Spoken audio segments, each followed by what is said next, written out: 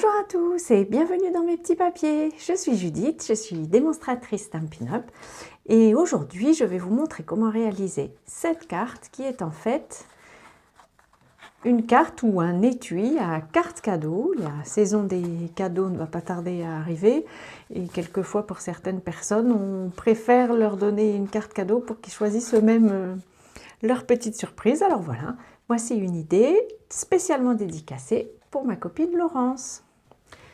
Pour réaliser cette carte, il va vous falloir une base de carte de taille classique, donc la mienne 14,85 sur 21 cm que je plie à 10 cm et demi. Il va vous falloir deux morceaux de papier décoré de 14,35 cm sur 10. Ici j'ai pris le papier, je vous montre le papier de la collection Lumière étincelante qui a très bien fonctionné l'hiver dernier et bonne nouvelle, Stampin' Up l'a relancé cette année. Alors je vais déjà en coller un sur la base. Ça va être ma décoration sur le devant de la carte. On va déjà réaliser le devant. Et puis celle-ci qui mesure, ce morceau-ci qui mesure les mêmes dimensions, qui a les mêmes dimensions, on va le mettre à l'intérieur. Celui-ci va un peu changer par rapport à mon prototype. Je vais un peu plus décorer l'intérieur. Revenons, ceci dit, à l'extérieur.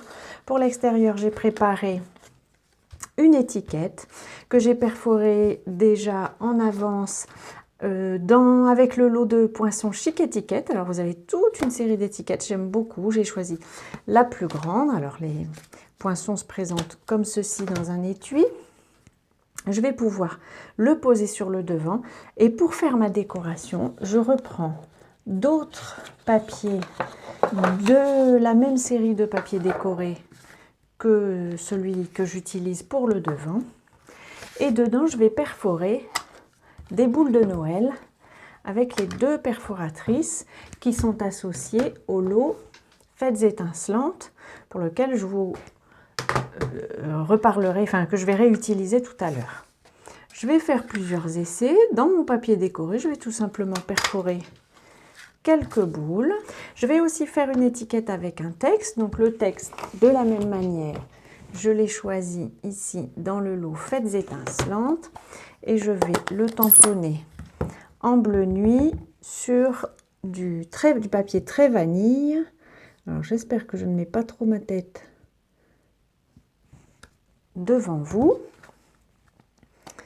Je vais en faire une jolie étiquette grâce à la perforatrice Formes au choix. Donc mon papier, je l'ai découpé pour qu'il mesure 1 pouce, ça fait environ 2,5 cm. Je le glisse dans ma perforatrice et je perfore, comme ça j'ai un joli bout. Je vais utiliser la chute, je pense que vous m'avez déjà vu faire ça, pour marquer ici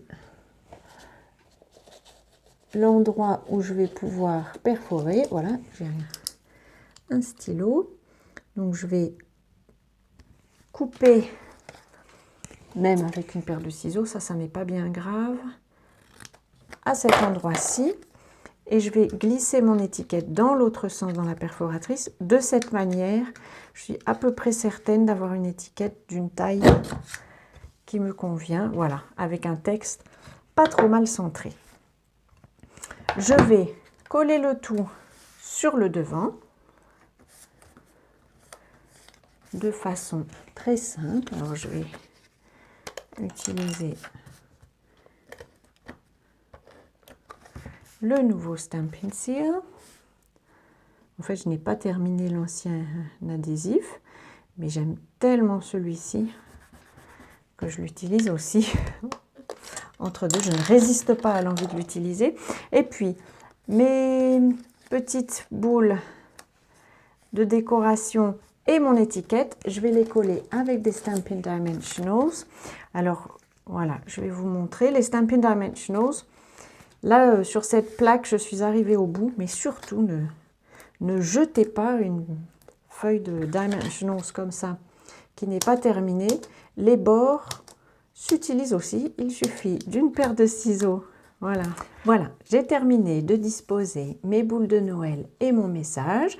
Ça donne à vrai dire une carte qui pourrait être très jolie comme ceci, mais on va faire le mécanisme pour pouvoir glisser une carte cadeau. Pour cela, il va vous falloir 2 morceaux de papier cartonné. Là, j'ai pris à nouveau très vanille puisque c'est la couleur du papier décoré. Et ces 2 morceaux devront mesurer tous les deux 13 cm sur 13 donc, puisque ce sont des carrés. Les plis seront les mêmes sur les 2 morceaux. Ils seront faits à 4 cm, 6, 10 et 12. Et donc la même chose sur le deuxième. 4, 6, 10 et 12. Nous pouvons ranger la grille de marquage.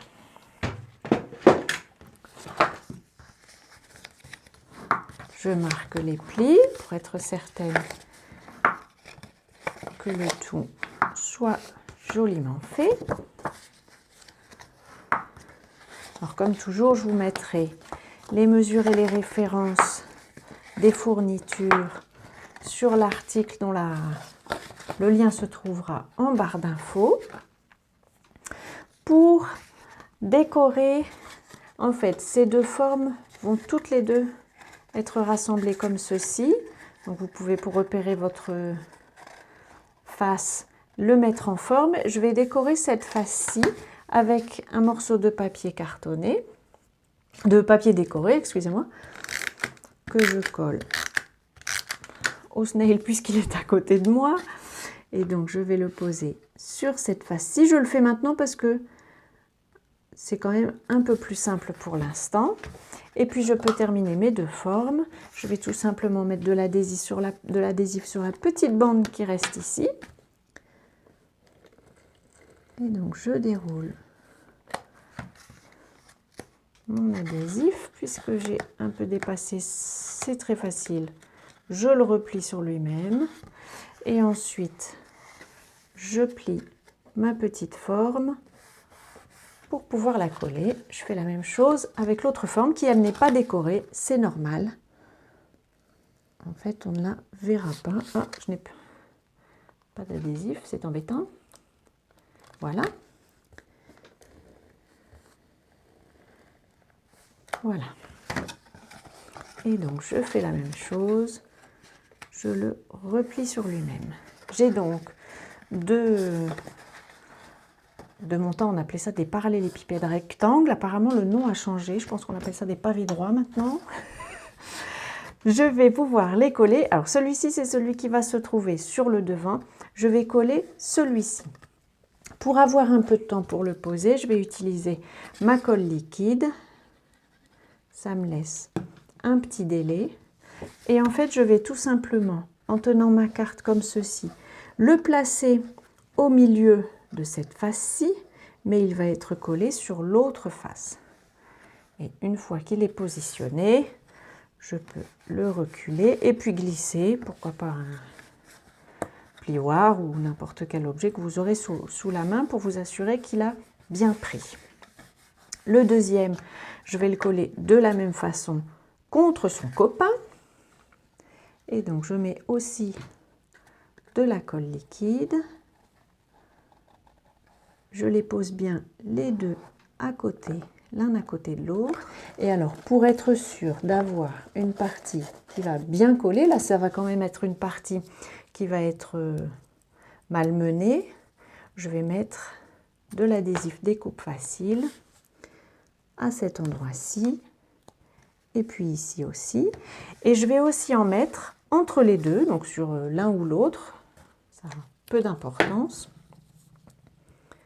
Pour les coller l'un sur l'autre, par contre là, pour être sûr d'avoir assez de marge, je fais bien attention d'être au bord de mon mécanisme.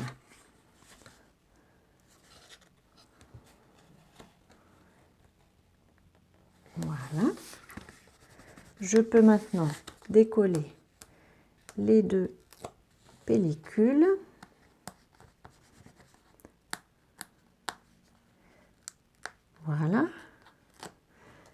Et puis je colle les deux boîtes, si on peut dire, l'une sur l'autre.